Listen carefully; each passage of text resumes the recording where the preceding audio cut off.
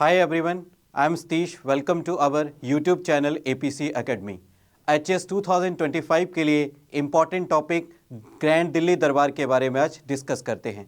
ये modern history का काफ़ी इम्पॉर्टेंट टॉपिक है। इससे रिलेटेड प्रीवियस ईयर एग्जाम में भी क्वेश्चन देखे गए हैं। चलिए शुरू करते हैं important and interesting video lecture. बात करते हैं आज ग्रैंड दिल्ली दरबार के बारे में। तो दिल्ली दरबार का जो आइडिया था सर्वप्रथम प्रपोज किया गया था उस समय के जो वाइसरॉय थे लॉर्ड लिटन, उनके द्वारा 1876 में। दिल्ली दरबार का जो इवेंट थी एक ग्रैंड इवेंट थी जिसको ऑर्गेनाइज किया जाता था जो भी वाइसरॉय होता था ब्रिटिश भारत का उसके द्वारा। बेसिकली इस इवेंट्स को ऑर्गेनाइज करने का पर्पस क्या था, जो ब्रिटेन के राजा और रानी थी उनकी भारत में भी ताजपोशी की जाए और उनको भारत का भी एम्पायर और एम्प्रेस डिक्लेयर किया जाए। इसी के रिस्पेक्टिव जो उस समय के वाइसरॉय रहे हैं उनके द्वारा इन इवेंट्स को ऑर्गेनाइज किया गया।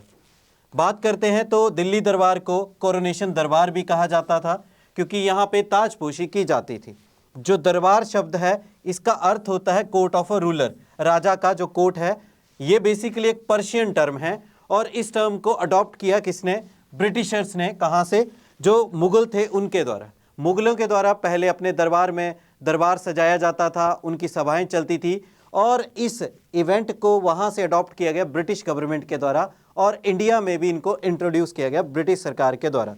दिल्ली दरबार में क्या था, एक बेसिकली मास असेंबली थी, बहुत सारे लोगों के द्वारा इसको अटेंड किया जाता था। और ये दिल्ली दरबार कहाँ पे आयोजित किया गया, कोरोनेशन पार्क है दिल्ली ब्रिटिश इंडिया में, वहाँ पर।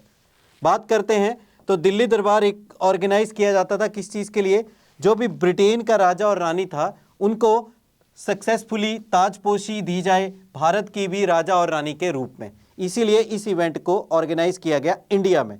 इस दरबार को इंपीरियल दरबार भी कहा जाता था पुराने समय में। बात करते हैं कि कितने नंबर ऑफ दिल्ली दरबार आयोजित किए गए ब्रिटिश गवर्नमेंट के द्वारा। तो ब्रिटिशर्स ने अपने समय काल में इंडिया में 3 दिल्ली दरबार आयोजित किए। पहला आता है ग्रैंड दिल्ली दरबार ऑफ 1877, दूसरा आता है ग्रैंड दिल्ली दरबार ऑफ 1903 और तीसरा आता है आपका ग्रैंड दिल्ली दरबार ऑफ 1911। ये 3 इवेंट्स दिल्ली दरबार के आयोजित किए गए ब्रिटिश गवर्नमेंट के इंडिया में। बेसिकली दिल्ली दरबार में हुआ क्या, बहुत सारे राजा और महाराजाओं को बुलाया जाता था, बहुत सारे ब्रिटिश ऑफिसर को बुलाया जाता था, राजा और रानी जो भी इंग्लैंड के होते थे उनकी ताजपोशी की जाती थी और उन्हें ब्रिटिश भारत का भी राजा रानी घोषित किया जाता था। चलिए सबसे पहले डिस्कस करते हैं ग्रैंड दिल्ली दरबार ऑफ 1877, 1877 का जो सर्वप्रथम दिल्ली दरबार हुआ था उसके बारे में। ये ऑर्गेनाइज कहाँ पे हुआ था, तो ये ऑर्गेनाइज किया गया था कोरोनेशन पार्क जो दिल्ली में आयोजित था वहाँ पर। ऑर्गेनाइज्ड कब हुआ था, ये 1 जनवरी 1877 को ऑर्गेनाइज किया गया। ऑर्गेनाइज किसके द्वारा किया गया, ये उस समय के वाइसरॉय थे लॉर्ड लिटन और इन्होंने ही इंट्रोड्यूस किया था ये आइडिया ग्रैंड दिल्ली दरबार का। बात करते हैं इसमें क्या था, घोषणा क्या की गई। जो एम्पायर था इंडिया का उस समय कोई नहीं था क्योंकि जो ब्रिटेन की रानी थी उसके हस्बैंड जो थे वो उनकी डेथ हो चुकी थी, तो एम्पायर कोई नहीं बना, बट एम्प्रेस जरूर बनी। महारानी घोषित किया गया किसको, क्वीन विक्टोरिया को। तो क्वीन विक्टोरिया जो थी वो भारत की भी महारानी घोषित की गई।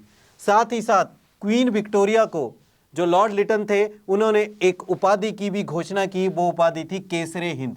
Kesare Hind means empress of India. Basically इस दरबार की जो सेरेमनी थी किस किसने अटेंड की, तो जितने भी गवर्नर्स थे, लेफ्टिनेंट गवर्नर्स थे, हेड थे एडमिनिस्ट्रेशन के, रूलिंग जो चीफ थे, राजा राजकुमार नोबल्स जितने भी थे उन सब ने मिलकर इस सेरेमनी को अटेंड किया। जो वाइसरॉय था उसने इस सेरेमनी के गैदर किया, एड्रेस किया, जो भी सारे लोग इकट्ठे हुए थे उनको एड्रेस किया। साथ ही साथ जितने भी चीफ थे उनको गोल्ड मेडल, साथ ही साथ एक बैनर से भी सम्मानित किया। और ये बैनर किस चीज़ का था, महारानी क्वीन विक्टोरिया के बैनर के नाम से उन्हें सम्मानित किया गया। 2 सिग्निफिकेंट डिसीजंस लिए गए थे 1877 के दिल्ली दरबार में। पहला क्या था, creation of Privi council. Privi council क्या होती है, बेसिकली एक प्राइवेट काउंसिल, राजा और रानी के एक सीक्रेट ग्रुप बनाया गया था, इसकी घोषणा भी की गई थी। दूसरा जो इसमें घोषणा की गई थी, जो ग्रैंड सल्यूट दी गई किसको, वाइसरॉय और मुख्य अदर चीफ जो थे उनको ग्रैंड सल्यूट भी दी गई। कईयों को 9 गन्स की, कईयों को 11 की, कईयों को 13, कईयों को 15, कईयों को 21 गन सल्यूट भी प्रोवाइड की गई इस दिल्ली दरबार में। बात करते हैं सेकंड दिल्ली दरबार, जो ग्रैंड दिल्ली दरबार सेकंड आयोजित किया गया था 1903 में। ये दिल्ली दरबार भी कहाँ पे ऑर्गेनाइज्ड हुआ था? ये भी कोरोनेशन पार्क दिल्ली में आयोजित किया गया था। इसको ऑर्गेनाइज्ड किस डेट पे किया गया? सेम एज 1 जनवरी को, बट ईयर था 1903। और इसको ऑर्गेनाइज करने वाले उस समय वाइसरॉय थे लॉर्ड कर्जन। लॉर्ड कर्जन के द्वारा सेकंड दिल्ली दरबार 1903 को ऑर्गेनाइज किया गया। इसमें घोषणा किया की गई जो एम्पायर है इंडिया का, तो एम्पायर घोषित किया गया किंग एडवर्ड 7 को, और एम्प्रेस जो महारानी घोषित किया गया वो थी क्वीन अलेक्जेंड्रा। इनकी वाइफ को महारानी और इन्हें महाराजा के रूप में घोषित किया गया ब्रिटिश भारत का। मेन इवेंट्स क्या रही हैं 1903 के ग्रैंड दिल्ली दरबार की? पहला, इसमें जो मेन इवेंट्स रही है वो है आर्ट्स एग्जीबिशन। कला का अलग अलग नमूने दिखाई गए। देश भर से जितनी भी अलग अलग जगहों की कलाएं फेमस थी उनको वहां पर प्रदर्शनी की गई थी। ये एक मेन इवेंट रही है 1903 के ग्रैंड दिल्ली दरबार की। बेसिकली इस दिल्ली के दरबार में एक महत्वपूर्ण चीज हुई थी, जो वाइसरॉय की स्पीच थी 1 जनवरी को, उसको टेलीग्राफ की मदद से लंदन के ऑफिस में भी सुना गया। टेलीग्राफ की मदद से पहली बार किसी स्पीच को भारत में सुना गया तो ये 1903 के दिल्ली दरबार की ही स्पीच थी वाइसरॉय की, उसी के बारे में सर्वप्रथम ये घोषणा की गई थी। चलिए नेक्स्ट देखते हैं। तो तीसरा आता है हमारे पास ग्रैंड दिल्ली दरबार ऑफ 1911 1911 का। ये ऑर्गेनाइज्ड भी कहाँ पे हुआ था? कोरोनेशन पार्क दिल्ली में। वहीं बात करते हैं ऑर्गेनाइज्ड कब किया गया था? इसको ऑर्गेनाइज किया गया था 12 दिसंबर 1911 में। वहीं इसको ऑर्गेनाइज करने वाले उस समय भारत के वाइसरॉय थे लॉर्ड हार्डिंगे II। यहां पे घोषणा क्या की गई? इसमें बेसिकली एम्पायर ऑफ इंडिया जो घोषित किया गया वो थे किंग जॉर्ज V, इनको महाराज घोषित किया गया। वहीं एम्प्रेस ऑफ इंडिया किसको घोषित किया गया? क्वीन मैरी को। इनकी वाइफ क्वीन मैरी को महारानी घोषित कर दिया गया थर्ड दिल्ली दरबार 1911 में। चलिए देखते हैं, इसमें कुछ इंपॉर्टेंट इवेंट्स देखी गई थी। तो जो राजा थे उन्होंने अनाउंसमेंट की कि ब्रिटिश भारत की राजधानी कलकत्ता से ट्रांसफर करके अब कहां पे बनाई जाएगी? दिल्ली में। तो भारत की राजधानी पहले कलकत्ता में थी, उसको ट्रांसफर करके दिल्ली में बनाया गया। ये घोषणा 1911 के दिल्ली दरबार में महाराजा ने की थी। ग्रैंड बैंक्वेट हेल्ड किया गया कहां पे? रेड फोर्ट दिल्ली में। वहीं बात करते हैं गार्डन पार्टी हुई कहां पे? वाइस रीगल लॉज जो था उस समय, जो आज की डेट में राष्ट्रपति भवन के नाम से जाना जाता था, वहां पर गार्डन पार्टी जो थी आयोजित की गई। जितने भी राजा महाराजा और ऑफिसर्स आए थे ब्रिटिश गवर्नमेंट के, उनके लिए। बात करते हैं बहुत सारे इंडियन लीडर्स थे जिन्होंने दिल्ली दरबार को बाइकआउट किया। बेसिकली उनको भी इनवाइट किया गया था बट उन्होंने बाइकआउट किया, जिसमें थे बाल गंगाधर तिलक, लाला लाजपत राय एंड गोपाल कृष्ण गोखले। ये टोटल ही अगेंस्ट थे दिल्ली दरबार के। गणेश वासुदेव जोशी, इन्होंने एक स्पीच पढ़ी थी दिल्ली दरबार में, किसके बिहाफ पे? जो पूना सार्वजनिक सभा थी उसके बिहाफ पे उन्होंने अपने एक भाषण दिया था। लॉर्ड हार्डिंगे II ने साथ ही साथ जो थर्ड दिल्ली दरबार था इसमें घोषणा भी की कि जो पार्टीशन ऑफ बंगाल उसको ये कैंसिल करते हैं। बंगाल के विभाजन को एनलमेंट यानी उसकी घोषणा कर दी गई कि उसको कैंसिल किया जा रहा था, जो कि 1905 में किया गया था। तो इस तरह से ये थर्ड दिल्ली दरबार में इवेंट्स देखे गए। अब बेसिकली उस समय क्या था, इंडियन जो थे उन सब ने, लीडर्स थे चाहे आम जनता थी, सब ने दिल्ली दरबार को क्रिटिसाइज किया। अब मोर इंपॉर्टेंट पॉइंट देखते हैं जिन बेसिस पे इनको क्रिटिसाइज किया गया। तो जो क्रिटिसिज्म था दिल्ली दरबार का वो क्या था? फर्स्ट, 1911 को दिल्ली दरबार था, उसका जो टोटल खर्चा आया था वो था 1.5 मिलियन पाउंड्स, जो कि इंडियन रुपीस में आज की डेट से हिसाब से देखा जाए 16 करोड़ रुपए। उस समय तो बहुत ही ज़्यादा ये पैसा माना जाता था। तो इतना सारा खर्चा इस तीसरे ही दिल्ली दरबार में खर्च कर दिया गया, जिससे लोग नाखुश थे, क्योंकि इंडियन क्या चाहते थे या फील करते थे कि इतना सारा पैसा तो ये भारत में भी खर्च कर सकते हैं, जिन जगहों पे सूखा पड़ता है उन जगहों के लोगों की मदद करके। भारत में उन लोगों की मदद की जा सकती है जो गरीबी रेखा से नीचे हैं, जिन क्षेत्रों में फसल अच्छे से नहीं उग पा रही है, जहाँ पे सूखा पड़ता है, वहाँ पे इस पैसे को खर्च किया जा सकता था। बट सरकार ने ये पैसा खर्च किया अपने ऐशो आराम के लिए। वहीं दरबार की बात करें तो एक्स्ट्रा वैकेंट इवेंट था जिसका कोई उद्देश्य नहीं था। बेसिकली इसको क्यों ऑर्गेनाइज किया गया? क्योंकि जो ब्रिटिश रूल था वो अपने आप को ग्लोरीफाई करना चाहता था, इसके अलावा इसका कोई उद्देश्य नहीं था। ये अपने आप को दुनिया को दिखाना चाहते थे कि इनकी राजशाही लाइफ कैसी है, किस तरह के ये जीते हैं, किस तरह से ये अपने दूसरे देशों के ऊपर डोमिनेंस रखते हैं।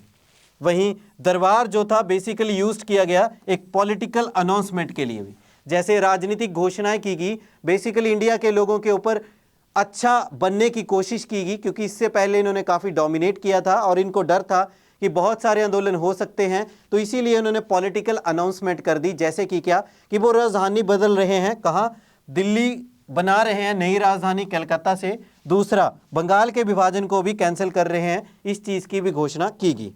वहीं कुछ इंडियंस थे वो ये मानते थे कि दिल्ली के दरबार में ड्रेस कोड भी बनाया गया था, जैसे जिसने दिल्ली दरबार अटेंड करना है उसको ड्रेस कोड भी फॉलो करना पड़ेगा, और इस ड्रेस कोड के इवेंट्स को इंट्रोड्यूस करके ये दर्शाना चाहते थे कि वेस्टर्न कल्चर जो है वो ज़्यादा सुपीरियर है as compare to Indian culture, क्योंकि उस ड्रेस कोड में ये था कि आपको वेस्टर्न कल्चर के ही कपड़े पहनने पड़ेंगे। इस तरह से दिल्ली दरबार के जो क्रिटिसिज्म किया गया था इंडियंस लीडर आम जनता के द्वारा, और वर्ल्ड लेवल पे भी इस दिल्ली दरबार के जो थे वो क्रिटिसिज्म देखा गया है। चलिए अब कुछ इंपॉर्टेंट क्वेश्चन देखते हैं।